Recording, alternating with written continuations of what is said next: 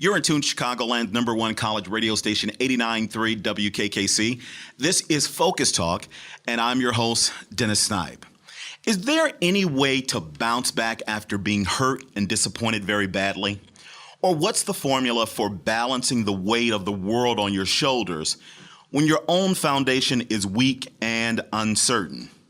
Joining me today is author DeHaven, who has written the book entitled Confessions of a Self-Help Writer, the Journal of Michael Enzo. Perhaps the book will answer a few of the above questions and many more. Welcome to the show, Ben. How are you? I'm great. Thanks for having me. Thanks for coming out and or at least placing the call and sharing some information with us today. Well, let's get right to it. Who is Michael Enzo, and why should I read about his confessions? Sure. Well, Michael Enzo and I are actually good friends who originally are from Chicago and grew up right outside of the city and out in Cicero, actually. And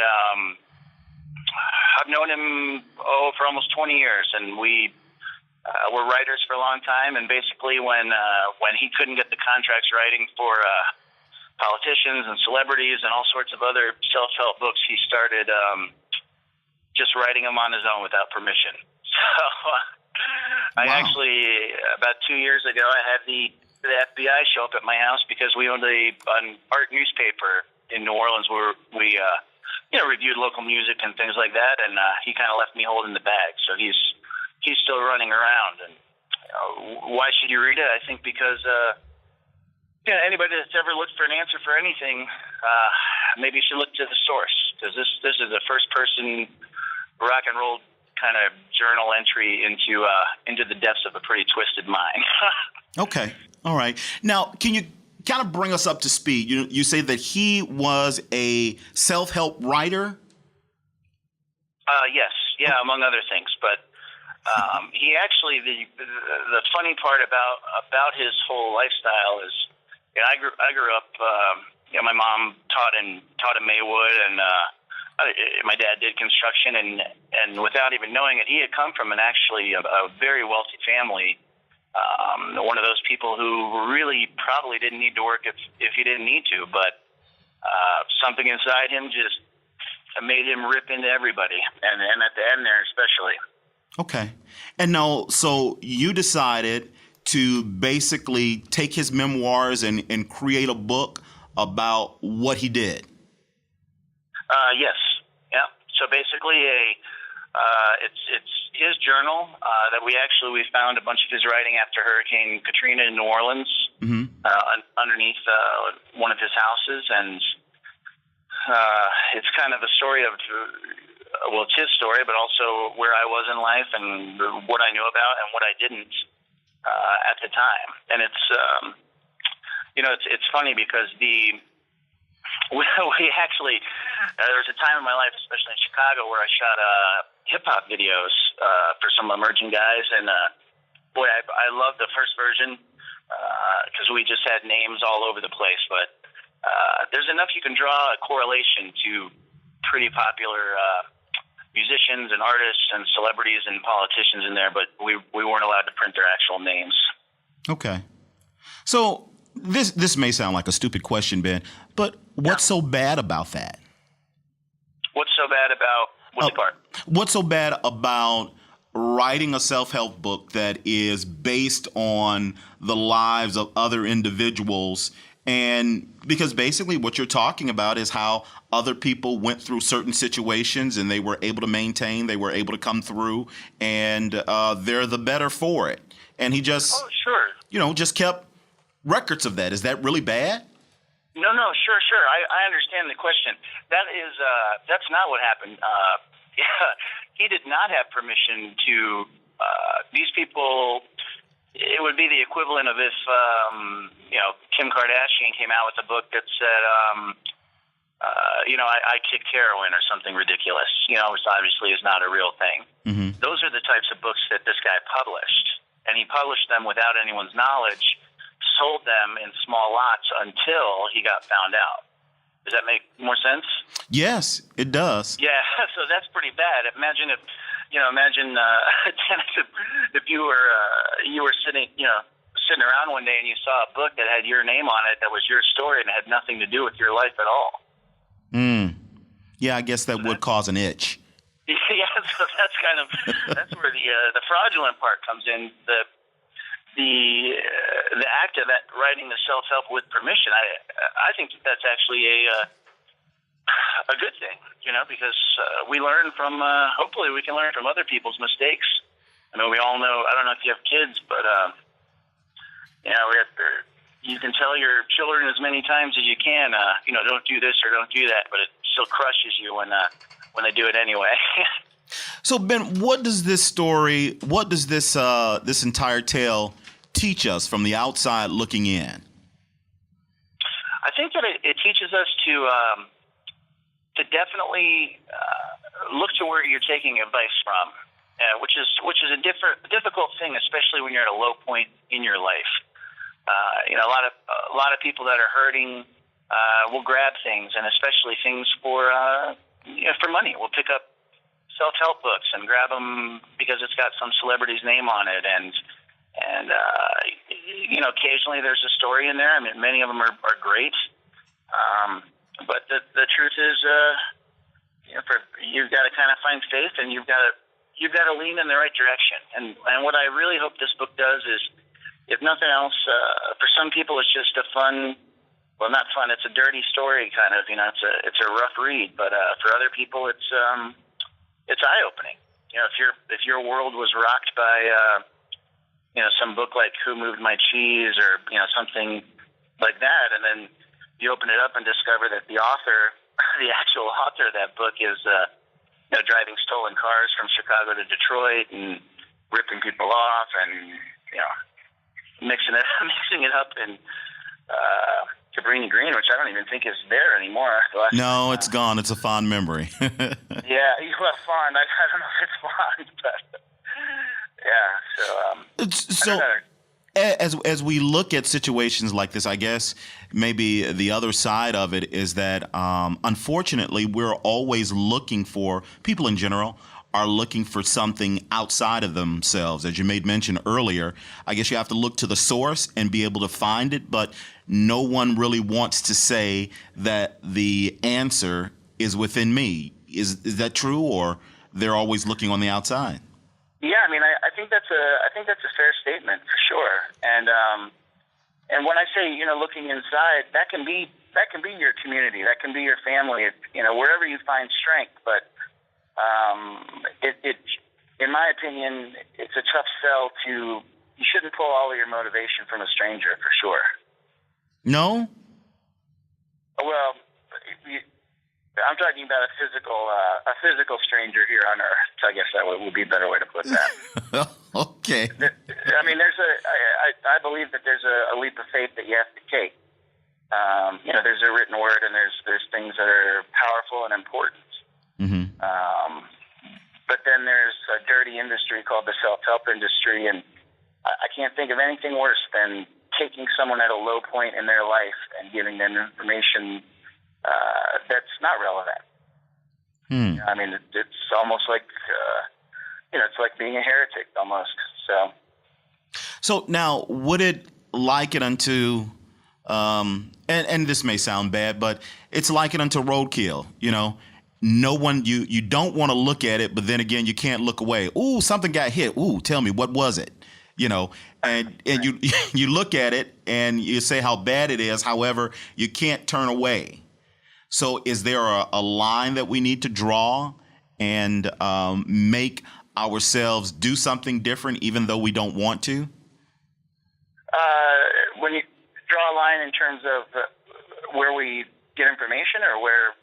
No, as far as looking at certain situations, because you as you said, it's a very bad situation as to what happened and what Mike did. But then again, people are enjoying reading the sordid tale that took place. Yeah, and for me personally, it's actually been kind of tough. It's interesting you bring that up because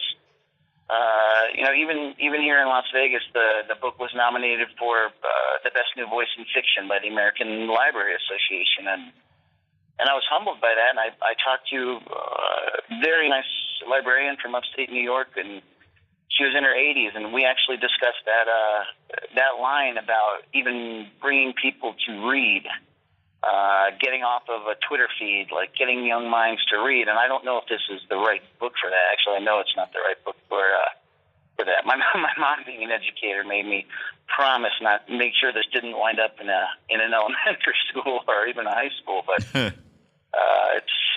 there's a shock and awe value, like you said, that you can't look away from. I would say comparatively, I pray, I hope that this is not as bad as even the nightly news. But I don't know if that helps, if that's what you're looking for. Oh, it does. It does greatly. Now, Ben, in your opinion, is this story a cautionary tale of what to be mindful of in our own attempt to save the world? Yeah, I mean, I think that's a fair statement. Mm-hmm. It's tough as the collaborator, someone who put it together. And it's funny, you open the show. When I found this journal, I had a lot of malice in my heart. But somebody actually, a very good friend of mine, brought to light that, maybe the fact that I did it, and even the last few chapters, is almost me kind of crying out to somebody who, I loved at one point, and still do. And, the kind of grabbing the last lost soul, well, not the last, but, a lost soul out there who can kind of still be forgiven. Yeah. Yeah. Where's Michael now? I have no idea. And it's Enzo is of course, that's not his real last name. Okay. But yeah, the first draft of this story was about 600 pages, and by the time the government and the lawyers got through it, that it was under 200. Wow. So a lot had to be cut out to protect the innocent? Yeah, 2/3, almost 2/3. And so that's why it's funny. It's very interesting, especially for a show like yours, because there's something to still be taken from it, for sure. And it's always been, I went to school at Columbia there in Chicago, and and so did Michael, and there's a section in there about the college that I don't think that the college would enjoy it, but the students probably would. And it's a cautionary tale to some, and it's for somebody who wants to find a deeper meaning, for someone who's open, or maybe for somebody who's hurting. They can, if nothing else, they can look at this and kind of give it, wow, at least it's not as bad as this. Not that that's a great way to heal to begin with, but sometimes, that's just an example of putting something outside of yourself. Sometimes when you've got a load, you just got to, you've got to put it down. So, and if you're not at that place in your life, I would argue that, even though you might be in a dark spot, a lot of times you're just fueled with the fun, especially, I can't speak for young women, but, young men, there's a time in your life when you think you can kind of do no wrong. At least I did. And so I'm kind of hoping that if nothing else, some of them will pick this book up and say, wow, this is really exciting. And then maybe when they look a little deeper, they'll see the meaning behind it. And that meaning, in your opinion, would be what? I would say that meaning is faith. Faith. Yeah. Wow. Okay. All right. Now I'm gonna have to have you come back. That's a whole nother show. Sure. Well, I'll leave you with this. I was blown away by one reviewer who said, "Here is one dark, dirty, disturbing tale that also made me rethink my relationship with God." Wow. Right. So, I mean, for me, I was speechless for days after reading that, because for me personally, the notes I wrote in there, that's what I was thinking of. But, I'm not in the business of conversion right now. I guess I would say I am, but not full time. And so So it's very humbling. So any message that'll help somebody, and if they can get there on a fun ride as well, boy, that would just be about as good as it could get for me. That's pretty awesome. Hey, I can't help but quote this particular line by Dr. Kenneth Wilber, and it says, "A thinking man's Tucker Max or an idiot's Hunter S. Thompson." Unpack that for me. I'm sorry? Put it in context? Yes. So are you familiar with Tucker Max? Yes. All right. So for anybody who's not, I guess it's funny because the publisher actually asked him to write the opening for this book, and I got to speak briefly with him. And I told him, I said, I don't want you to feel badly about this, but I think I read about 10 pages of your book and found something better to do. Of course, he sold about 50 million copies of his. But he wrote kind of a fraternity-style, womanizing, drinking, running around. So I haven't spoken with Ken, Dr. Wilber, but I would hope what he means is that there's more meaning to it than that, but there's still some of that type of content. Mm-hmm. And in terms of the idiots Hunter S. Thompson, maybe as much as I love to see what Hunter S. Thompson writes, there's some passages that are almost like a Dennis Miller fly over your head type of thing. So, okay. I don't know if that makes sense. Maybe it's just a good middle of the road read is what I'm hoping. So. Okay. All right. Lagniappe, a little something extra, if my Creole is correct, and so that's your publisher. Yes. Okay. All right. Any particular reason that publishing company? I know Wade very well, and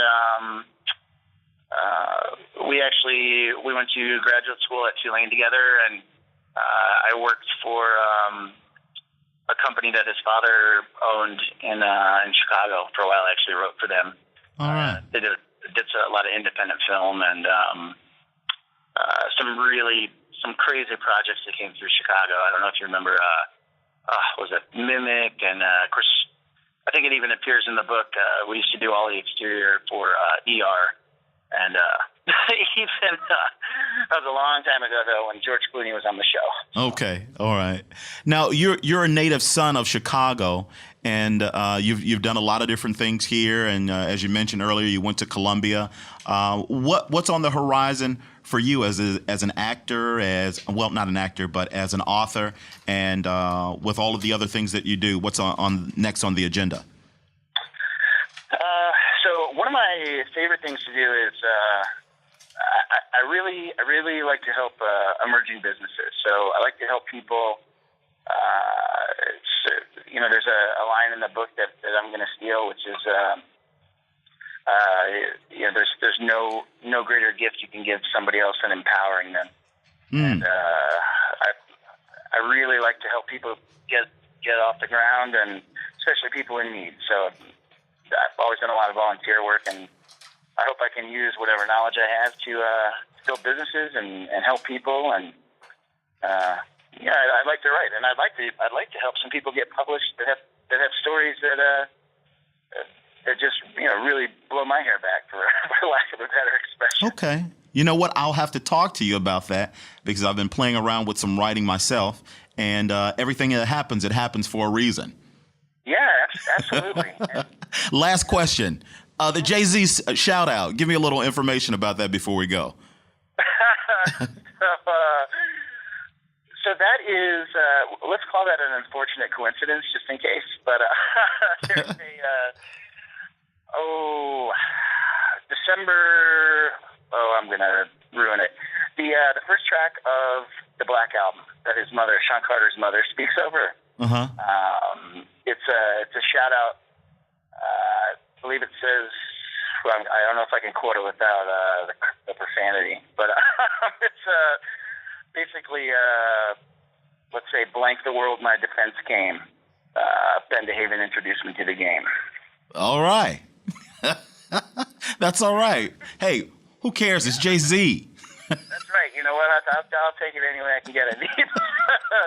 I will tell you this: there's a little, well, not little, he's huge now, but there's a rapper out of Detroit that we had to cut 2 sections out of the book about, and I'll just say the last line of the chapter was